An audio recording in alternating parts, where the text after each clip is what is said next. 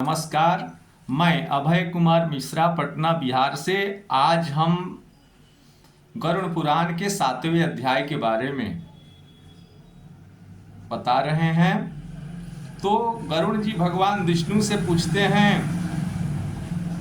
कि हे भगवान, मनुष्य जो है प्रमाद या बुद्धि द्वारा शरीर को प्राप्त करके नरक में न जाए, ऐसा कौन उपाय है कि आदमी नरक में न जाए, मरने के बाद कष्ट न भोगे।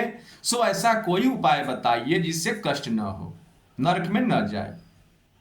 संसार रूपी समुद्र में डूबे हुए या दीन है चित्त जिनका, ऐसे पाप से जिनकी नाश हुई बुद्धि विषयों में आसक्त है, ऐसे मनुष्यों के उद्धारार्थ हे भगवान, हे माधव, कोई शास्त्रोक्त उपाय कहिए जिन उपायों से मनुष्य सदगति को प्राप्त होवें।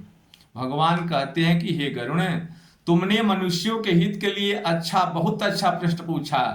अब तुम सावधान होकर सुनो, मैं विस्तार से कह रहा हूं। जिन पुत्र रहित और पापी पुरुषों की दुर्गति होती है वह पहले कही जा चुकी है। हे गरुण, पुत्रवान पुरुष तथा धार्मिक पुरुष की दुर्गति कभी नहीं होती। जो अच्छे व्यक्ति हैं, जो पाप रहित हैं, छल कपट रहित हैं, ऐसे लोगों की जो है कभी भी दुर्गति नहीं होती है, न इहलोक में होती है न परलोक में होती है। यदि अशुभ कर्म या योग बल से पुत्र का जन्म नहीं हुआ, फिर भी पुत्रोत्पत्ति हो, ऐसा उपाय अवश्य करें। सतचंडी विधान से अगर जिनका लड़का नहीं होता हो, पुत्र का जन्म नहीं होता हो, तो पुत्र जन्म हेतु सतचंडी पाठ से पुत्र का जन्म होता है। हरिवंश पुराण स्वर्ण से पुत्र की प्राप्ति होती है और भगवान भोलेनाथ की आराधना करने से भी पुत्र की प्राप्ति होती है। पिता का पुत्रम नरक से पुत्र उद्धार करे, इसलिए ब्रह्मा ने ऐसा इसका नाम पुत्र रखा है। धर्मात्मा एक पुत्र भी संपूर्ण कुल का उद्धार कर देता है। अगर कुल में कोई एक पुत्र हो तो समस्त कुल का उद्धार कर देता है। अगर एक कुपुत्र हो जाए तो पूरे कुल का सर्वनाश कर देता है। और पुत्र से स्वर्गादि लोक की प्राप्ति होती है, यह अनादि काल से श्रुति कहती है। इस तरह पुत्र महात्मा वेदों में कहा है।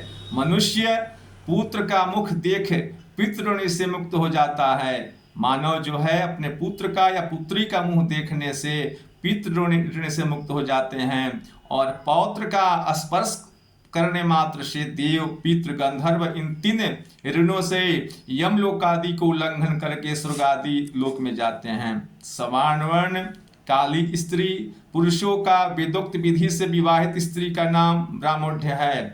उस स्त्री का पुत्र स्वर्ग में ले जाता है। और अविवाहिता किसी स्त्री से जो पुत्र होता है वह अपने पिता को निश्चय ही नरक में ले जाता है। अगर कोई औरत लड़की बिना ब्याहे बच्चा हो गया, जिसका बच्चा है वो भी नरक में जाएगा, और जिससे वह शादी करेगी वह भी नरक में जाएगा, और स्वयं लड़की भी, औरत भी नरक में जाएगी। हे गरुण, इसलिए अधर्मी व्यक्तियों के साथ ना करें। सवर्ण पुरुषों से स्त्री में जो पुत्र होता है वह औरस पुत्र है, जो कि श्राद्धादि करने से पितर को स्वर्गलोक में ले जाने वाला होता है। श्री भगवान कहते हैं कि हे गरुण, श्राद्ध से पितर स्वर्गलोक में जाते हैं। श्राद्ध करने से पितृलोक स्वर्गलोक में जाते हैं, इसमें कोई संदेह नहीं है। परंतु अन्य द्वारा पिंड देने से एक प्रेत भी स्वर्ग को गया, यह कथा सुनिए। इस विषय में पुरातन इतिहास भगवान विष्णु बता रहे हैं। त्रेता युग में अति सुंदर महोदय नामक पुर में बलवान धर्मनिष्ठ बभ्रुवाहन नाम का एक राजा था। यज्ञ दान करने वाला, ब्राह्मणों का सत्कार करने वाला, शील आचार वाला, गुण आदि से तथा क्षत्रिय धर्मयुक्त था राजा था। वह दंडनीय पुरुषों को दंड देता था और शपुत्र के सदृश धर्म द्वारा प्रजा की रक्षा करता था। किसी दिन महाभुजाधारी उस राजा ने सेना से शिकार खेलने की इच्छा कर नाना प्रकार वाले वृक्ष समन्वित गहन वन में प्रवेश किया। नाना प्रकार के मृगों के समूह तथा नाना प्रकार के पक्षी जहां शब्द कर रहे थे, ऐसे वन में जाकर के राजा ने दूर से एक मृग को देखा। उस राजा ने दूर से अति तीक्ष्ण मृग भेदी बाण छोड़ा, पर वह मृग नहीं मरा। राजा के चलाए हुए इस बाण को लेकर मृगा वन में प्रवेश कर गया। राजा ने मृग को नहीं देखा, केवल मार्ग में रुधिर गिरा हुआ दिखाई दिया। उसके अनुसार राजा उस मृग के पीछे जाता हुआ वनांतर में गया। मार्ग चलने के श्रम में क्षुधा तृषा द्वार कंठ सूख जाने से वह धूप लगने से राजा का चित्त विहल हो गया। इस प्रकार चलते चलते तालाब को देख करके राजा ने तालाब के निकट जा करके अपने घोड़े से उतर करके घोड़ा को बांध करके और जल में प्रवेश किए। राजा अश्व से उतर करके कमल से सुगंध से व्याप्त उस शीतल जल का पान करने से स्वच्छित हो गए। राजा ने उस समय वहां एक वट वृक्ष को देखा। राजा देखे कि नदी के बगल में एक वर का वृक्ष जो है लगी है, उसकी छाया को देखते ही मन को हरने वाली विस्तृत डालों से युक्त और पक्षियों के घंस से शब्दायमान सगुण बन के ध्वजा सदृश स्मृत ऐसे वृक्ष मूल का आश्रय लेकर वह राजा वहां बैठ गया। वट वृक्ष के जड़ में राजा बैठ गए। वहां राजा ने एक प्रेत को देखा। उस वट वृक्ष पर एक बहुत बड़ा भयंकर प्रेत रहता था। क्षुधा तृषा आदि से व्याकुल इंद्रिया है, बड़ा बड़ा उसका केस था, मैला शरीर था, कुबड़ा था, देखने में मांस रहित था। उस प्रेत के शरीर पर मांस नहीं था, भयानक चेहरा था। राजा ने प्रेत को आश्चर्य युक्त से देखा।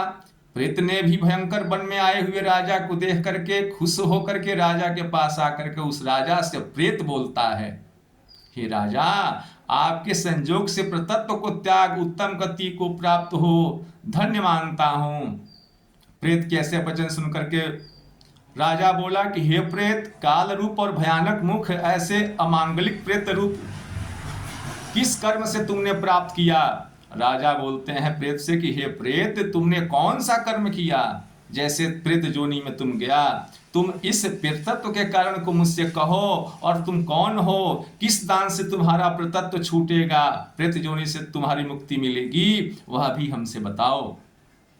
राजा किस तरह वचन सुनकर के प्रेत बोला कि हे राजा, मैं प्रारंभ में से लेकर के प्रेतत्व का कारण कहता हूं, जिसको सुन तुम मुझ पर दया करो।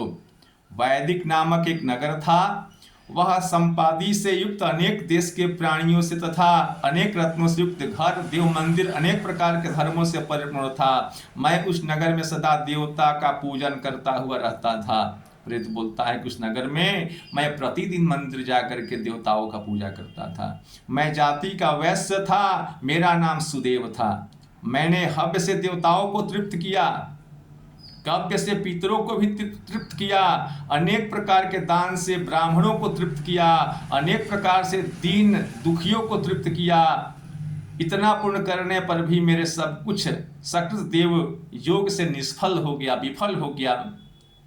अब तुमको सकृत के नाश होने का कारण बताता हूँ।